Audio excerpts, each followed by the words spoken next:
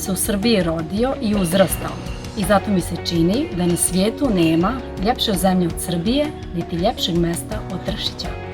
Moje ime je Svetlana Brkić, ja sam arhitekta, a danas vam donosimo priču o rodnom mestu Vuka Stefanovića Karadžića.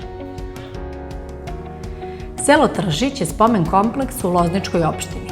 Poznato je kao rodno mesto Vuka Karadžića, jedne od najznačajnijih ličnosti srpske istorije.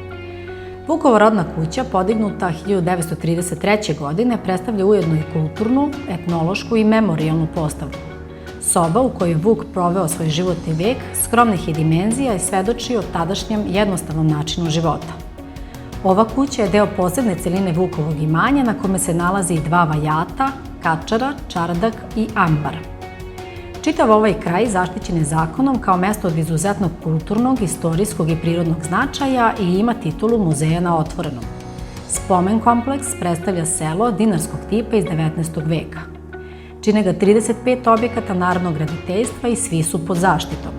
Među njima su kuće, vajati, kačare, mlekare, čardaci, ambari, vodenice, crkva.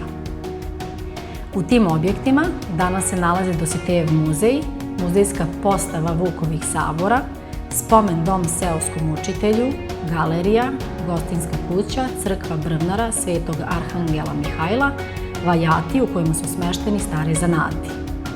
Vuk Karadžić, veliki reformator našeg jezika, bio je autor citata koje možemo pročitati na drvenim natpisima duž čitavog kompleksa. Ukoliko vas u oktobru put navede u ovaj deo Srbije, preporučujemo da posetite ovo nasleđe kojim upravlja Centar za kulturu Vuk Karadžić iz Loznice.